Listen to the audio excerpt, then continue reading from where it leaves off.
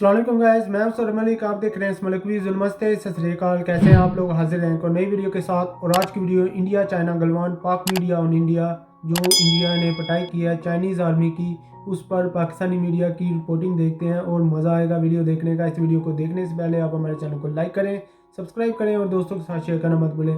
चलते हैं, देखते हैं वीडियो। चाइनीज फौजियों ने कुछ इस किस्म की हरकत की वहां पे लद्दाख में पेंगोंग के इलाके में कि इंडियन आर्मी ने चाइना के फौजियों को मारा है। अच्छा, बड़ी अच्छी हाइट उनको मिल गई है इंडियन फौजियों को, और वेरी उन्होंने गुड। चाइनीज फौजियों को यहाँ पे मारा है। सीडीएस जनरल पेन रावत ने जो चंद रोज कबल धमकियां लगाई थी, ठीक 5 से 6 दिनों में उसका रिजल्ट मिलना शुरू। चाइनीज फौज को एक बार फिर घूसे, मुक्के और लातों से खूब तवाज़ो की गई। ओ मज़ा आएगा यार, सही है, इनके साथ ऐसा ही होना चाहिए। से खामोशी अख्तियार करने वाली चीनी सरकार आखिर क्या हुआ कि अपने मुखपत्र ग्लोबल टाइम्स के माध्यम से उसे कहना पड़ा कि भारतीय सैनिक चीन सीमा में प्रवेश कर गए थे। भारत को ऐसा नहीं करना चाहिए था। इस संबंध में वार्ता से मामले को सुलझाया जा रहा है और आगे भी सुलझाया जाएगा। आखिर इस नरम लहजे का कारण क्या है, हम बताते हैं असली वजह। इस नरम लहजे का यह कारण है कि 29-30 अगस्त की रात पुनः चीनी सैनिक भारतीय सीमा में प्रवेश करने के लिए मंसूबे बना रहे थे और इसकी खबर भारतीय पक्ष को लग गई। और इसके बाद भारतीय सैनिकों ने चीनी सैनिकों की जो दुर्गति की, शायद उसका अंदाजा वो नहीं लगा पाए होंगे और इसकी खबर आप तक विभिन्न समाचार माध्यम से मिल भी गई होगी। आइए सुनते हैं पाकिस्तान के चैनल पर इस संबंध में क्या प्रतिक्रिया दी जा रही है। के पास इंडिया और चीन का एक तसादुम हुआ है। ये 29 और 30 तारीख की जो रातें हैं, उन रातों में ये कुछ हल्का फुल्का तसादुम हुआ और आज इसको रिपोर्ट किया गया।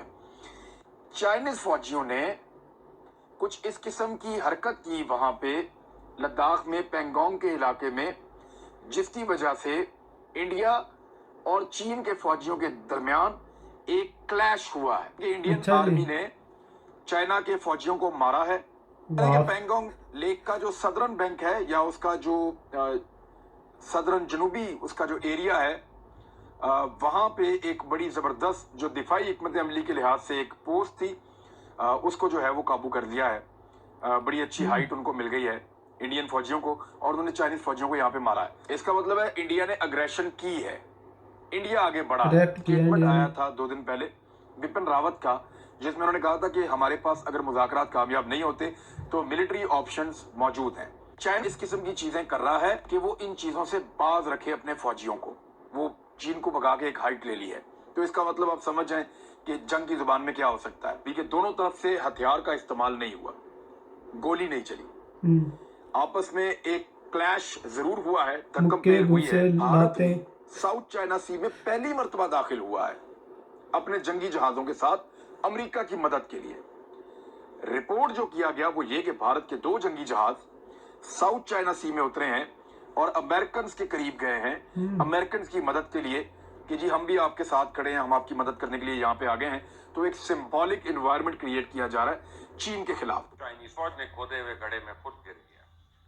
सीडीएस जनरल पेन रावत ने जो चंद रोज कबल धमकियां लगाई थी, ठीक 5 से 6 दिनों में उसका रिजल्ट मिलना शुरू हो गया। हाँ, ऐसे ही हुआ था। जिसमें उन्होंने कहा था कि अगर चाइना भारत मुज़ाकरात नाकाम हुए तो फिर फौजी ऑप्शन इस्तेमाल होगा। सूरत हाल पे काबू पाने के लिए ब्रिगेड कमांडर सतह की फ्लैग मीटिंग जो शोल पर हुई है। दरअसल हफ्ते की शाम को तकरीबन 500 चाइनीज फौजियों ने जो शोल गांव के करीब एक तंग वादी स्पनगुर में दाखिल होने की कोशिश की और 3 घंटे तक हाथों से लड़ी गई लड़ाई, यानी चाइनीज फौज को एक बार फिर घूसे, मुक्के और लातों से खूब तवाज़ो की गई। हिंदुस्तानी पुलिस के एक सीनियर जराये ने टेलीग्राफ को बताया कि हमला पसपा कर दिया गया, तो इंतकामी कार्रवाइयों में खसूसी बटालियन ने आज सुबह सवेरे पेंगयोंग साओ में झील के आसपास की पहाड़ियों में एक चाइनीज कैंप पर भी कब्जा कर लिया। चाइनीज फजाइया के तैयारे line of actual control LAC के आसपास फिजा में गश्त कर रहे हैं और हालात इस वक्त कशीदा है। DW के मुताबिक भारत ने दावा किया कि मशरकी लद्दाख पेंगयोंग साओ झील के जनूबी इलाके में चाइनीज फौज ने सूरत हाल को तब्दील करने की कोशिश की, जिसे भारतीय फौज ने नाकाम बना दिया।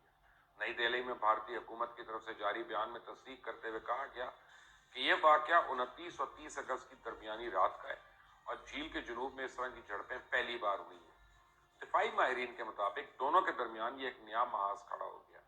खित्ते में तैनात फौजी जराए ने बताया कि दोनों जानिब के फौजियों के दरमियान जबरदस्त हाथापाई हुई है और इस वाकये के बाद खित्ते में फौजी नकलो हरकत में जबरदस्त इजाफा हुआ है। चाइना को शदीद रद्द अमल का सामना करने के लिए तैयार रहना चाहिए।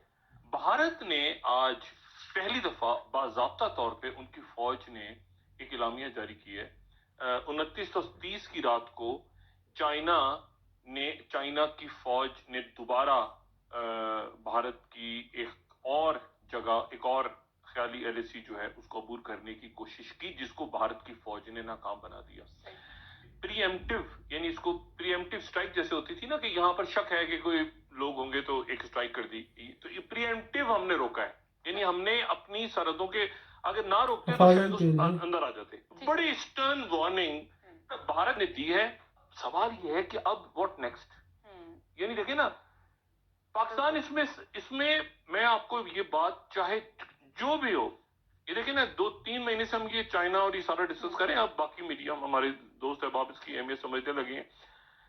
पाकिस्तान इसमें खिंच जाएगा, पाकिस्तान सकीन होगा, पाकिस्तान की इस्टेब्लिशमेंट सकून चाहे, पाकिस्तान की हुकूमत सकून चाहे, पाकिस्तान के अवाम, ये पाकिस्तान कशिश नहीं होती मैग्नेट, ये मैग्नेट जंगों का खींचेगा पाकिस्तान को उस तरफ जहां पे LAC और LOC और ये 2 फ्रंट वॉर की जो बात इंडिया कर रहा है, इसमें पाकिस्तान सकिन होगा। ठीक हो गया।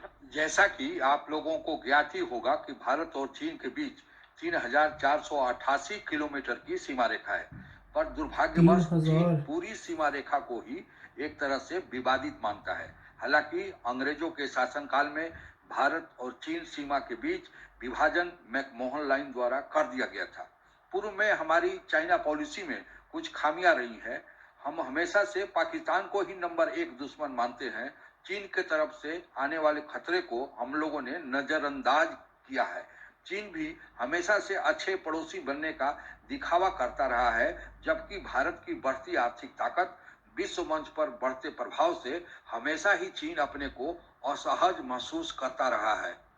भारत और चीन के बीच पहला युद्ध में भारत को हार का सामना करना पड़ा था, कारण हम पूरी तरह चीन से मुकाबला करने के लिए तैयार नहीं थे। इस युद्ध के परिणाम स्वरूप अक्साई चीन वाला इलाका, जो भारत के लद्दाख राज्य का हिस्सा था, चीन को गंवाना पड़ा और आज तक चीन उस पर अवैध कब्जे में बना हुआ है। 1967 में दूसरी बार चीन से नाथुला रीजन में मुठभेड़ हुआ था, जो सिक्किम के पास स्थित है। इस मुठभेड़ में चीन को भारी नुकसान हुआ था और उसके 400 सैनिक मारे गए थे।